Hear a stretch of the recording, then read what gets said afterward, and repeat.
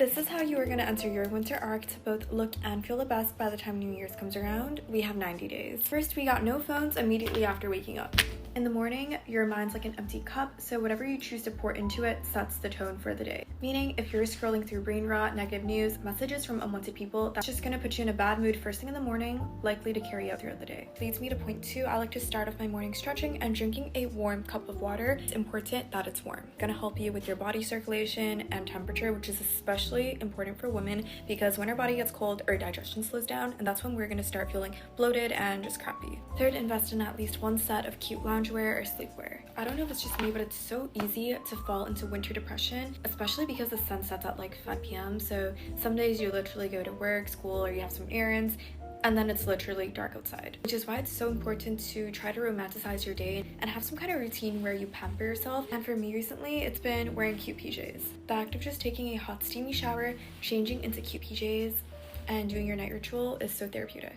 Last point of today, we got journaling. This is writing down things you're grateful for, reflection of the day, as well as your goals. And you'd be surprised the effect that simply writing something down has on you. I heard someone saying that if you write down your goals, you are 80% more likely to achieve them. I've also heard that if you're able to identify a problem or issue you're dealing with and writing it down, you are already 80% there into solving it. This will be a series where I share tips on how you can glow up in every aspect of your life, so make sure you follow along so we can log in together. You'll be better than the people you don't like if you journaled. So here are 6 types of journals you should have if you don't know where to start. Number 6, the game journal. You'd be surprised how much control you actually have over your life once you start to treat it like a game. And the final boss of this game is your loser self. Start this journal by describing every level of that loser self. Lazy, broke, doesn't take care of themselves, etc. And every month you'll pick one of those traits as your bottle. You can use this journal like a normal daily planner, but add a winning condition. If this month's level is being disorganized, the winning condition could be doing a complete cleaning of your environment. No matter what happens, no matter how busy you are, you have to make that happen. This will give your brain endpoints. You stop seeing progress as this endless, overwhelming thing and start treating it like missions your brain actually craves to accomplish. And this is what I somehow survived sophomore and junior year of high school, and this is how you are too. I'm wearing black today to pay my respects to your sanity. Thoughts and prayers. Okay, first we're going to start with the sophomores. Please be careful of any and all boys at this age. All of your boyfriends will screw you over. You think boys are maturing by now? Girl, you're funny. Do not test these waters. Trust me, I know. Number 2, remember SOHCAHTOA. I think everyone knows why. I don't really remember much from sophomore geometry, but I was double potted up and probably depressed the whole time. I also like to call the second semester of sophomore year the sophomore slump. For many reasons, including me sitting in the bathroom stall eating lunch by myself for about 9 months. Number 27, you can party, but don't party too hard. I know a lot of people that went downhill during sophomore year, dropped out of high school, and disappeared off the face of the earth. I hope they're doing well. And same with juniors, please do not get peer pressured into doing something you don't want to do. Putting yourself first is like the biggest thing this year, especially with all like the college testing. Don't even get me started. Also, juniors, yes, it is as bad as everyone is saying. Sorry. I do want to be the person that like assures you and tells you it's not that bad, but sadly I almost made out with a brick wall and ripped my head off probably once a week. Honestly, at this point, you are so stressed out you don't have time for anything. Keep in mind, I'm a straight A student. This was the hardest point in my life to keep those straight A's. I think I went through 17 wars trying to keep my chemistry grade up. Also, do not take chemistry. You have to, but don't take it junior year because that's what I did. And every single class was hard, and I had chemistry first hour at 7 in the morning. Half awake, hardest class I've ever taken. But I pulled through both semesters, I think, with like a 90%. So we did it. I still got an A though. Number 65. Do not worry about college applications. Why does everyone keep talking about college when you're still a junior? Like, that's literally the whole purpose of senior year. I have not applied to a single college and I'm fine. Literally just push through to the end of the year when the ACT happens. And honestly, at that point, I was so burnt out that I didn't even study. I seriously raw dogged the test and I got a 25 composite, which I think is pretty good. I'm proud of myself. Also, if you're thinking of taking the SAT, my teacher said that colleges don't care about that. Unless you want to go into like an out-of-state Ivy League school, I would also tell you to just not worry about it. Last pointer for both sophomores and juniors, please take dual enrollment classes, because I truly did not have $400 a semester to be pouring into a Spanish class, but it literally takes care of college classes for you. Please brace for impact. That's all I'm going to tell you. Or maybe you're just going to have an amazing experience and that was just me. Either way, I'm here for you. If you need any other advice, text me. I'll try and respond because I suck at texting back. But yeah, you got this. I love you. Good luck. Bye. If you're too scared to ask your mom about this kind of stuff because it's so awkward, I will take one for the team as your big sis and talk all things down there, care. Yeah. Okay, welcome to Hygiene for Hotties. Number 1, wash her last in the shower. All you need is warm water and a gentle, unscented soap. I'm gonna tell you again, unscented. Trust me, girl, you do not need all those really, really harsh scents. I promise it's doing more harm than good. Your shampoo, your conditioner, it's running all over your body, right? So you don't want to like sit down there. She is really that girl. She is self-cleaning. So I highly recommend against douching, sprays, just, you know, all that. Don't come crying to me when you get an infection, okay? You know what smells worse? Instead, focus on your diet and supplements to help your body from the inside out. Change your undies at least once a day. Cotton fabric is her BFF. It's like super breathable and it's comfy. Stop wearing gliders 24/7. I know why we all do it, okay? I was a doer, but honestly, it just made the whole situation way worse because it's super suffocating and can cause irritation. Hear me out. Sleep commando sometimes, okay? You gotta let her breathe. And this is not optional, okay? Listen up. Please wipe front to back, not the other way around. Do you want all that bacteria in there? What did she do to you to deserve that? Keep bacteria far, and that goes for the crusty men too, okay? Far, far away. So if your mom never gave you that talk, I just did. Follow for more tips. No judgment allowed. My real hotties will defend me in the comments, please, from the weirdos. And if you want a full deep dive, my YouTube videos have everything. Bye! These are high-value habits that change how people treat you instantly. Habit 1 is to respond slower. When you delay replies, either text, calling someone back, DMs, even verbally, you communicate that your time is rationed, and urgency reads as desperation. Habit 2 is to move slower. People often associate stiffness with control. A very calm, unhurried person automatically commands more respect because they clearly aren't running on somebody else's clock, and people automatically respect that. Habit number 3 is to use fewer words. Longer explanations lower perceived authority. The shorter your sentences are, the higher your credibility is. Most people don't notice this because it's subconscious, but when you're around someone that speaks less, you automatically listen more when they have something to say. When you speak less, it gives your words more value. Habit number 4 is keep your face neutral. Showing when you're really upset, it makes other people feel dominant. A composed face will force people to work for your emotional feedback. Habit number 5, touch less. Touch your hair less, touch your face less, fidget less. I struggle with this one a lot. Touching your hair and fidgeting in front of other people signals composure and self-containment. Habit number 6 is to master resting silence. When you're done speaking, do not try to fill the air. Let people sit with your words. Habit number 7, say no without softeners. Skip saying I'm sorry when you want to say no to something. A quick no, that doesn't work for me ends negotiations there and then and earns instant respect. Habit number 8 is to hold eye contact with people until they break it. Power dynamics will start to invert when you stop averting your gaze first. Habit number 9 is be the one who ends conversations. Leaving first gives you higher social value. Exiting on your own terms rewires how others rank you. Habit number 10 is do not overshare. Mystery multiplies perceived worth. People project competence onto what they can't fully read. Let me know if you want a part 2 because I have even more tricks up my sleeve for this. And as always, I will see you guys on the next one.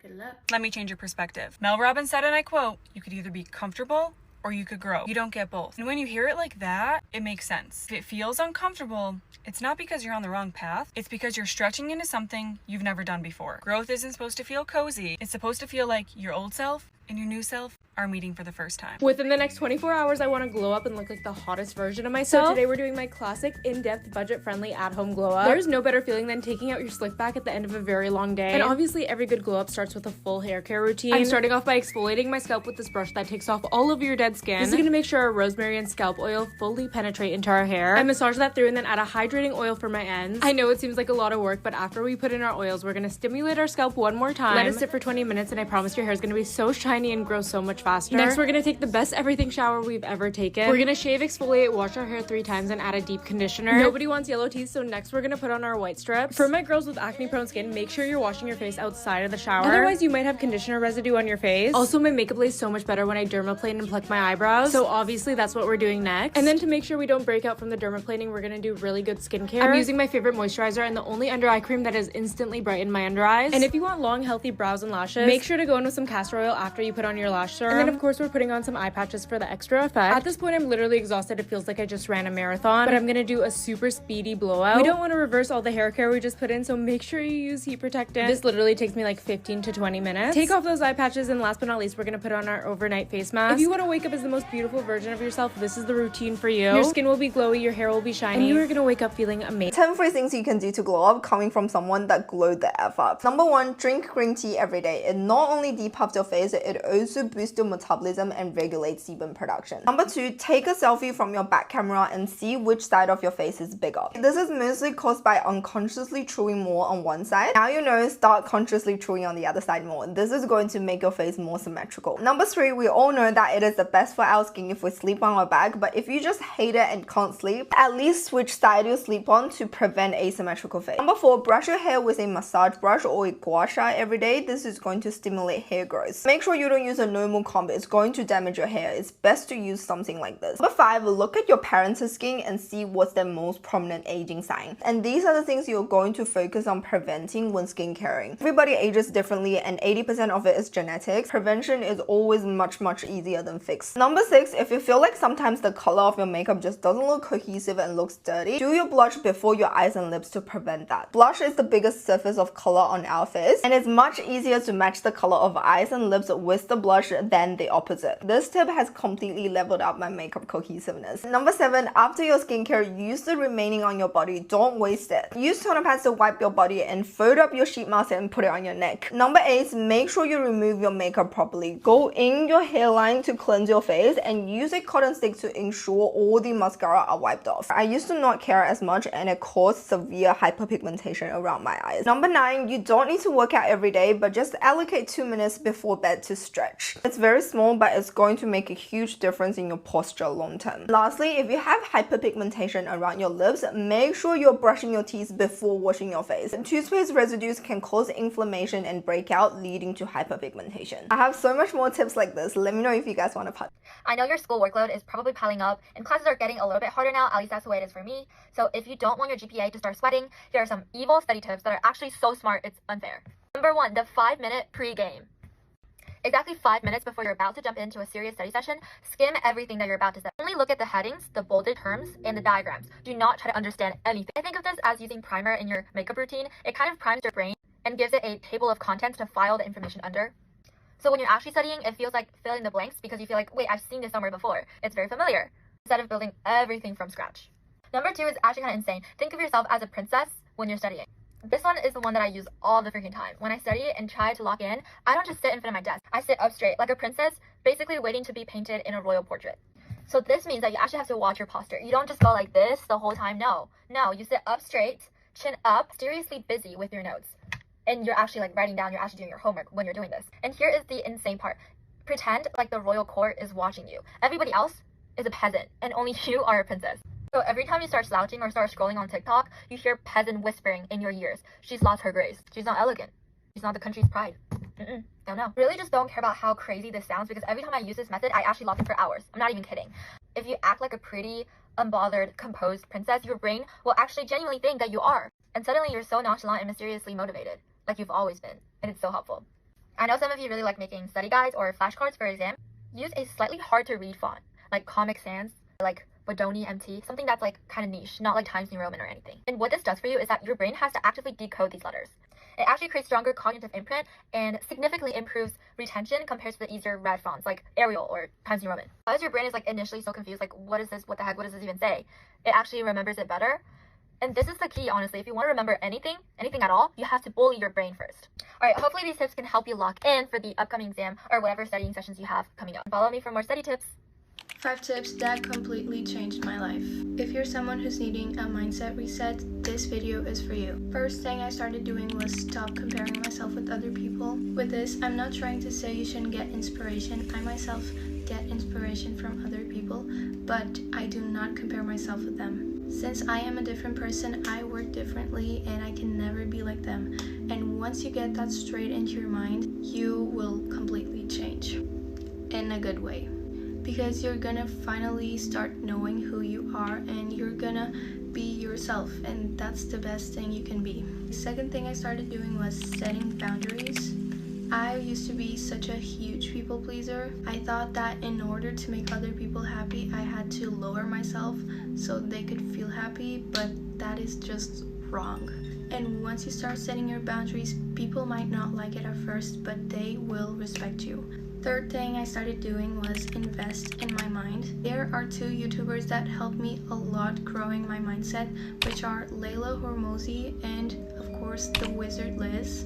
I feel like we all know the Wizard Liz and she's obviously the best. She's totally worth the hype. I love her. But I never heard people talking about Layla Hormozi. I remember the first time I started watching Layla Hormozi, I was at a cafe studying and I took a break. Her video caught my attention, so I started watching and it was life-changing, and since then I started watching her almost every day. Another thing I started doing was celebrating my accomplishments. Once you set your mind that victories are good, it will start craving for more, start having more victories eventually, and you will grow a lot. Last tip is being detached. I used to be someone who was really attached to people or things, and whenever I was attached to something, I couldn't think of anything else other than that, which meant I wasn't growing, and that's not what we want. This does not mean you can't have people or things that you like. I myself have people and things that I like, but the thing is, once I see something is not making me grow or something's making me feel bad, I let it go because I am not attached to it. I know this might be very hard to do, but once you learn how to detach from things that are not good for you, you will reach a state of happiness that you never felt before. It will help you learn your value and learn that your time is valuable also. So learn how to detach from things or people. And these were the tips. I hope you like them, and I hope this makes you learn how to be your best version of yourself because you deserve it. Bye guys! New month, better you, and here's how you can glow up. Stop caring what other people say about you. Trust me, your life will be easier. If you're a nice, caring person and you show up for yourself every single day and try out your best, then don't listen to these people. Start drinking green tea because it's amazing for your skin and your body. Start working out. It will boost your confidence, I promise you that, and you will feel much more better. If you want to go to gym, you can start working out at home. Start being grateful for even small things because some people don't even have them. Remember, it's you versus you every single day, and or you get better or you get stuck and you are stuck in the same place. Love you all so much. Unhinged Ways to Glow Up Part 2. Drink tea like your life depends on it. Let me go through the top ones that will literally get you snatched, face looking good, everything. Green tea. Drink this in the morning. It's caffeine, so you have like a little good amount of energy. Then it also helps with your digestion. Second, spearmint tea. This is literally basically a $5 resolution to your acne. This will balance out your hormones, will make your acne look 10 times better in 2 weeks. Lastly, peppermint tea. Besides the fact that it tastes so good, this will help with your digestion. It will help you sleep better because it has calming antioxidants, and it helps you with anxiety, and it makes your breath smell so good. So I drink it, and then in the morning I put a little bit in my mouth, and my mouth literally smells like peppermint all day. Don't spend too much. I got all of this for literally $10 at Walmart, and that is better than any face product you can get because you're fixing yourself from the inside. I hate to be the one to tell you this, but people who genuinely love their life aren't obsessed with judging yours. They're too busy living, focusing on their own growth, worrying about their own life. Happy people are too full to feed into drama. So next time someone's picking you apart, remember this. It says more about them and less about you. Let them talk because you have better things to do.